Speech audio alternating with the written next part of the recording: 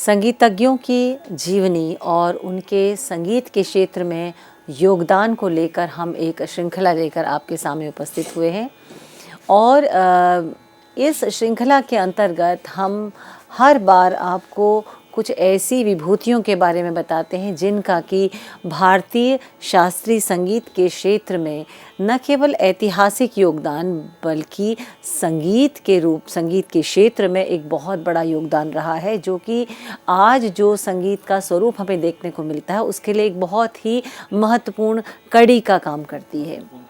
तो ऐसे ही संगीतज्ञों के जो हम संदर्भ में आपको बता रहे हैं, इसी संदर्भ में आज हम आपके सामने कुछ ऐसे संगीतज्ञों को लेकर आ रहे हैं जो कि मध्यकालीन जब भारत का इतिहास रहा है उस समय इनका जन्म हुआ, उस समय इन्होंने अपनी संगीत साधना की और उस समय इनके द्वारा किए गए जो कार्य हैं वो बहुत प्रसिद्धि को प्राप्त हुए और आज भी वो हमें उनके द्वारा किए गए कार्य जो हैं वो मार्गदर्शन कर रहे हैं। ऐसे में सबसे पहले हम एक बहुत बड़े संगीतज्ञ बैजू बावरा के विषय में आपको बताते हैं। यूँ तो बैजू बावरा को लेकर हिंदी फिल्में भी बनी हैं। बैजू बावरा साधारण प्रयोग की भाषा में हम कहते हैं कि ये बहुत सुंदर गायक है, या तो हम उसकी तुलना तानसेन से करते हैं या बैजू बावरा से करते हैं। तो बैजू बावरा भारतीय शास्त्रीय संगीत के क्षेत्र में एक बहुत ही सम्माननीय नाम है। बैजू और बावरा, ये बावरा जो उपनाम या एक उपाधि इनके नाम के साथ लगा दी गई है, वास्तव में ये बैद्यनाथ मिश्र जो था इनका असली नाम था, जो कि गुजरात के पास चांपानेर क्षेत्र में जो है इनका जन्म हुआ था और एक ब्राह्मण कुल में इनका जन्म हुआ था। और इनकी जो पिता थे वो बहुत ही अल्पायु में ही चले गए थे, जब ये बहुत छोटे थे पिता का देहांत हो गया। माता जो थी वो कृष्ण भक्त थी और कृष्ण भक्ति में का जो प्रभाव था इनको अपनी माता से बचपन से ही जब अपनी माँ को उस आराधना में उस कृष्ण भक्ति में इन्होंने देखा तो ये भी उसकी तरफ आकर्षित हुए और स्वाभाविक है कि माँ के संस्कार जो है इन पर पड़े। कुछ समय बाद माँ जो है वो वृंदावन आ गई और वहाँ से बैजू बावरा या बैद्यनाथ मिश्र जो थे वो अपनी माँ के साथ वृंदावन आ गए। और यहाँ पर वो स्वाभाविक है कि वृंदावन जो कि कृष्ण की भूमि है, कृष्ण की स्थली है, वहाँ पर ये आध्यात्म का जो प्रभाव जो था वो इन पर भी पड़ा। ऐसा माना जाता है कि स्वामी हरिदास जो कि एक बहुत बड़े गुणी संगीतज्ञ और कृष्ण के उपासक रहे हैं, उनके सानिध्य में, उनकी शिष्यता में इन्होंने संगीत की शिक्षा प्राप्त की। और स्वाभाविक था कि वो समय ध्रुपदों का था। ध्रुपद नाम की शैली जो थी या कीर्तन जो है उस समय जो गाए जाते थे, तो इन संगीत की शिक्षा इनको अपने गुरु स्वामी हरिदास जी से मिली। और उसके बाद इन्होंने संगीत की शिक्षा लेने के बाद इन्होंने जो है उसका प्रचार प्रसार किया, लेकिन ये आध्यात्म में इतना जुड़े रहे, ये कृष्ण भक्ति के साथ आजीवन जुड़े रहे। इनकी जो प्रतिभा थी वो एक जगह कहाँ रहने वाली थी, प्रतिभा की खुशबू जो थी वो दूर दूर तक फैलनी शुरू हो गई। और ऐसा कहा जाता है कि वो एक समय था जब मियाँ तानसेन और बैजू बावरा ये इनको समकालीन माना जाता है। एक अन्य कथा ये भी है कि इनके पुत्र जो है गोपाल लाल थे, जिनको कि इन्होंने आगे चलकर शिक्षा दी और उन्होंने इनकी परंपरा को आगे बढ़ाया। इनकी जो संगीत साधना जो थी बैजू बावरा की, उसमें कुछ नया मोड़ इस प्रकार से भी था कि ध्रुपद की उस समय जो है परंपरा प्रचलित थी और ऐसा माना जाता है कि ब्रज भाषा की ध्रुपदों का बोलबाला था, यानी ध्रुपदों की जो रचना होती थी वो ब्रज भाषा में होती थी। और इन्होंने आगे चलकर इनकी ख्याति इतनी ज़्यादा बढ़ी कि मानसिंह तोमर जो कि ग्वालियर के नरेश थे, उनको भी इनकी योग्यता के बारे में जब पता चला तो वो और उनकी जो पत्नी थी महारानी मृगनयनी, ये दोनों संगीत के बहुत बड़े प्रेमी थे और संगीत के क्षेत्र में इनका बहुत बड़ा योगदान है। विशेष तौर पे ध्रुपद की मैं बात कहूँ, इनका ग्रंथ मान कुतूहल जो है, जो ध्रुपदों का संग्रह है, तो वो अपने आप में ये दर्शाता है कि एक शासक होते हुए भी संगीत के लिए इन्होंने कितना बड़ा काम किया। कुछ लोग इनको ध्रुपदों का आविष्कारक भी मानते हैं। कुछ कहते हैं कि राजा मानसिंह तोमर ने अपने समकालीन जो ध्रुपदीय थे, जो बड़े बड़े कलाकार संगीतज्ञ थे, उनकी मदद से, उनके सहयोग से जो है इस संग्रह को उन्होंने तैयार किया। बहरहाल हम बात कर रहे थे बैजू बावरा की, तो बैजू बावरा की जो योग्यता थी उसकी खुशबू जब राजा मानसिंह तोमर और महारानी मृगनयनी तक पहुंची तो उन्होंने इनको संपर्क किया और चाहा कि ये अपने दरबार में उनके दरबार में आकर दरबारी गायक के रूप में प्रतिष्ठा पाए। वो एक ऐसा समय था कि जब राजा महाराजा बादशाह लोग जो थे अपने दरबार में जो है ऐसे बड़े बड़े विद्वानों को, संगीतज्ञों को रखना अपनी शान समझते थे। तो उनको वो दरबारी गायक या दरबारी कलाकार या अन्य क्षेत्र के भी जो विद्वान हुआ करते थे उनको अपने दरबारों में नियुक्त करते थे। तो ये एक रत्न की तरह हुआ करते थे जिस पे कि वो शासक बहुत ही गर्व महसूस करता था और ये एक तरह से दूसरे राज्य का जो राजा या शासक या बादशाह जो भी था वो यदि देखता था कि अगले के जो है दरबार में कौन कौन से रत्न हैं, तो यानी उनकी प्रतिष्ठा उसमें बढ़ती थी। और ये मानते हैं कि राजा मानसिंह तोमर, जिनका समय 1486 से लेकर 1516 तक था, इनके समय में जो नायक बैजू बावरा थे, इनकी प्रतिभा जो थी ब्रजभाषा, ध्रुपद शैली के पोषण, संवर्धन और उसके प्रचार प्रसार में जो इनका जीवन जो रहा, उसका कहीं न कहीं राजा मानसिंह तोमर को भी उसका जो है लाभ प्राप्त हुआ। और मानसिंह तोमर ने जो है, मानसिंह तोमर के समय में एक और संगीतज्ञ का नाम आता है बख्शू। और ऐसा माना जाता है कि राजा मानसिंह तोमर और महारानी मृगनयनी के बहुत ही प्रयत्न के बाद जो है, जहाँ चांदेरी मध्य प्रदेश में एक स्थान है, वहाँ पर बैजू बावरा रहा करते थे। तो वहाँ से वे ग्वालियर आए। उनकी बहुत ही इच्छा जो उनकी रही है राजा मानसिंह तोमर और मृगनयनी की, उनकी बहुत प्रयत्न के बाद वे ग्वालियर आए और यहाँ पर आकर उन्होंने ध्रुपदों का जो प्रशिक्षण था या संगीत का प्रशिक्षण जो है वो देना आरंभ किया। ऐसा कहा भी जाता है कि इनकी इस अद्भुत कला से प्रभावित होकर महारानी मृगनयनी ने वहाँ पर एक संगीतशाला जो है वो भी वहाँ पर स्थापित की, जहाँ पर कि ध्रुपदों की शिक्षा दी जाती थी। ऐसे में ये भी कहा जाता है कि जो बख्शू थे, जो महाराजा मानसिंह तोमर के दरबारी गायक जो थे, उनकी शिक्षा ध्रुपदों की, उनका जो प्रशिक्षण था वो बैजू बावरा के द्वारा किया गया, ऐसा भी एक मत है। हालांकि हम जब अबुल फजल ने जो उस समय का संगीत के बारे में जो है वर्णन अपने बुक में आईन अकबरी अपने ग्रंथ में किया है, उन्होंने बैजू बावरा का कहीं जिक्र नहीं किया। इसके साथ ही साथ हम यदि मानसिंह तोमर जी की पुस्तक जो है, उनका जो ग्रंथ है मान कुतूहल, उसमें भी बैजू बावरा का कोई वहाँ पर नाम नहीं आता। ये भी मत है विद्वानों का कि वे इतने प्रतिभाशाली थे, लेकिन अल्हड़, फ़कीराना अंदाज़, स्वाभिमान और एक अप्रतिम प्रतिभा के धनी थे।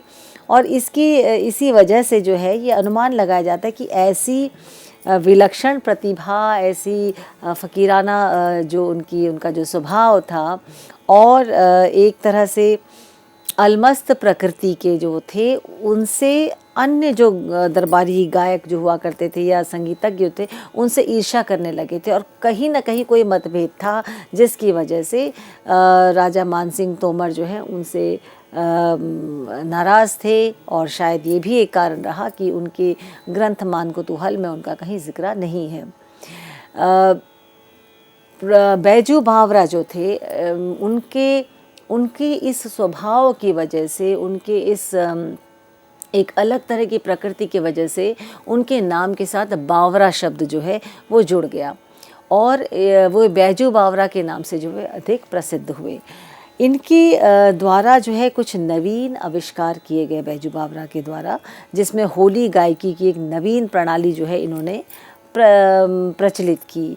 और इसके अतिरिक्त ऐसा कहा जाता है कि धमार ताल का आविष्कार भी बैजू बावरा के द्वारा किया गया। धमार ताल जो कि 14 मात्रा की ताल है, उसका आविष्कार भी बैजू बावरा ने किया। तो होरी गायन और धमार, तो कहीं हम धमार जो है जो शैली है उसमें होरी जैसे प्रसंगों का भी, या राधा कृष्ण की होरी की जो इनकी लीलाएं हैं उनका धमार में जो है साहित्य के रूप में हमें मिलता है। तो ये भी कहा जाता है कि धमार को प्रचलित करने में या धमार और धमार ताल को का आविष्कारक जो है वो बैजू बावरा को माना जाता है, ऐसा भी एक मत है। इनके द्वारा कुछ रागों का निर्माण किया गया जिनमें गुर्जरी तोड़ी, मृगरंजनी तोड़ी और मंगल गुजरी इत्यादि रागों का निर्माण किया गया, ऐसा कहा जाता है। अब जब हम तोड़ी की बात करते हैं तो गुर्जरी तोड़ी एक ऐसा राग है जिसमें कि जो तोड़ी थाट के अंतर्गत आता है और इसमें पंचम का प्रयोग बिल्कुल भी नहीं है। जहाँ रे ऋषभ गांधार और धैवत कोमल है, निषाद शुद्ध है, मध्यम तीव्र है। तो ये प्रातःकाल गाए जाने वाला राग जो है ऐसा माना जाता है कि बैजू बावरा के द्वारा जो है ये राग निर्मित किया गया। बैजू बावरा की प्रतिभा जो है वो स्वयं बताती थी कि वे अपने संगीत में इस कदर डूबे हुए थे कि उनको आम जो उस दुनियादारी कहा जाए या समाज के किसी की कोई चिंता नहीं, फक्कड़ जो है उनका स्वभाव था, शायद इसीलिए उनको बैजू बावरा या बावरा शब्द कहा गया होगा। तो आइए उनके द्वारा ही निर्मित एक राग गुर्जरी तोड़ी की एक बंदिश आपको बताते हैं।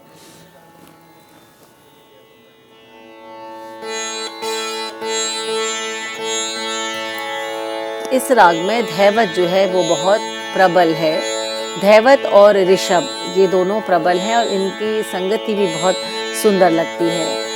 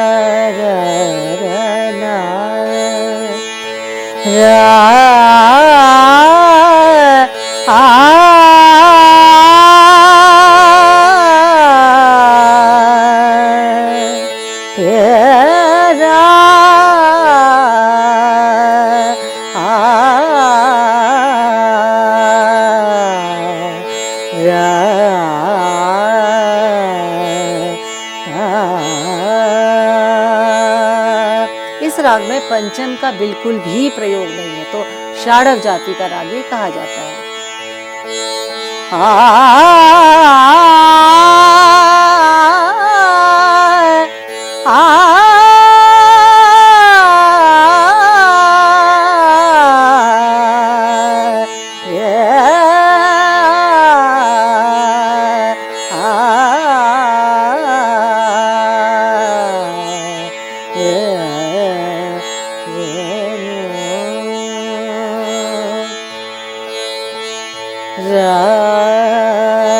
बगर जाने दे, बगर जाने दे, बगर जाने दे, जाने दे रे माँ मोरी, जाने दे रे माँ मोरी, बगर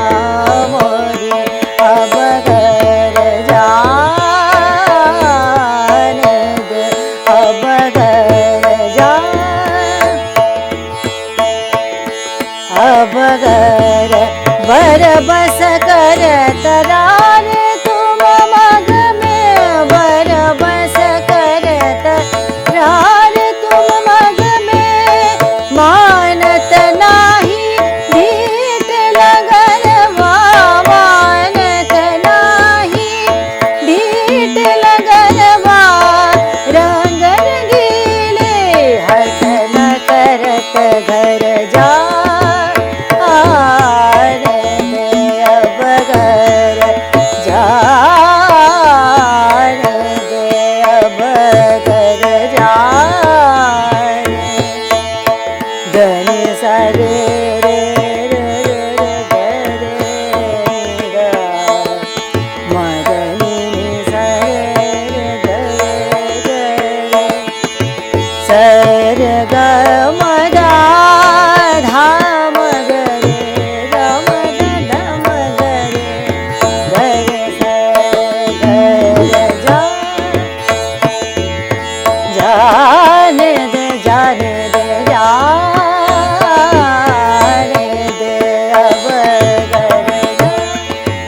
कितना चमक रहा है इसमें, क्योंकि बहुत ख़ास है।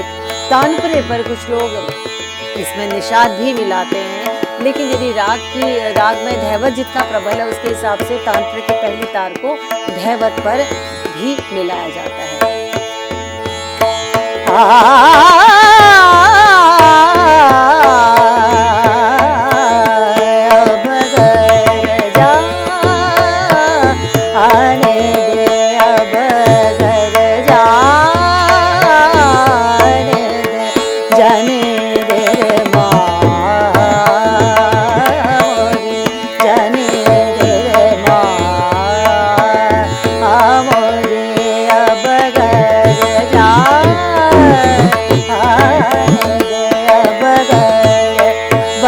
बस करत रारे तुम मग में, बर बस करत रारे तुम मग में, मानत नाही ढीठ लगनवा, मानत नाही ढीठ लगनवा, रंग रंगीले हठ न करत घर जा,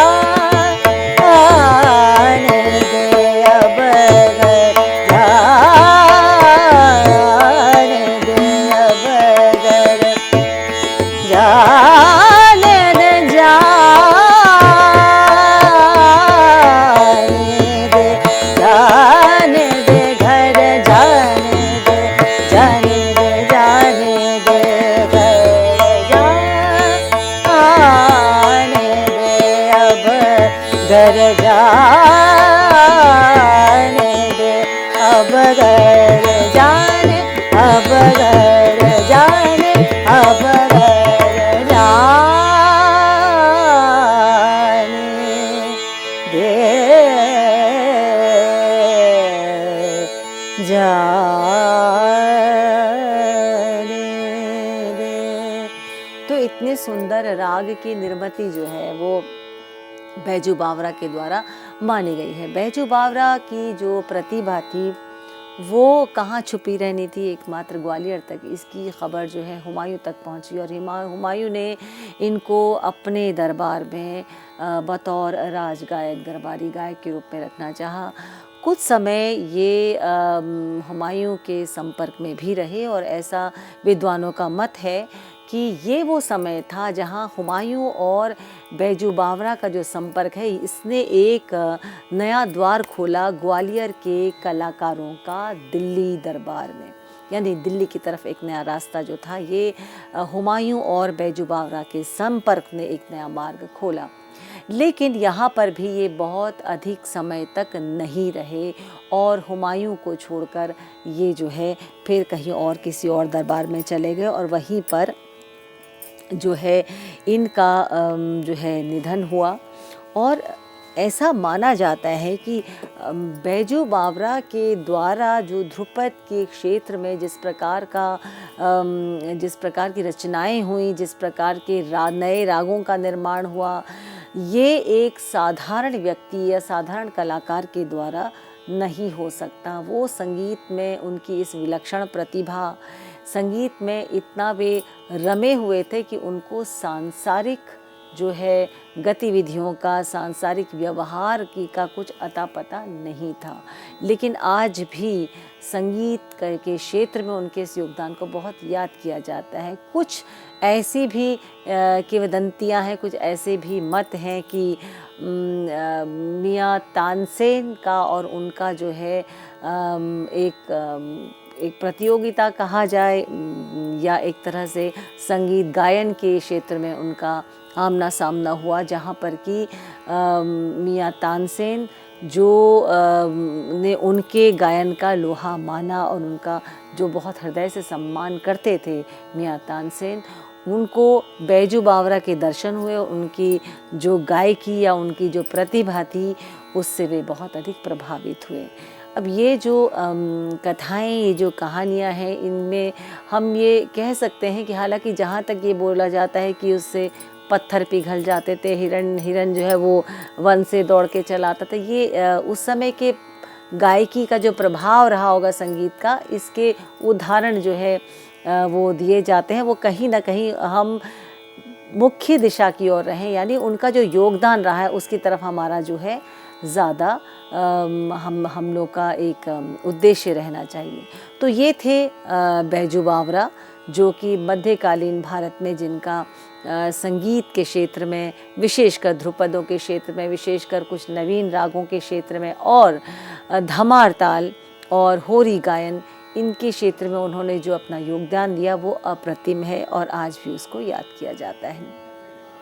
तो ये तो थे बैजू बावरा। अब हमारे दूसरे जो एक और हम संगीत की विभूति उनके योगदान को लेकर आते हुए हैं बाज बहादुर।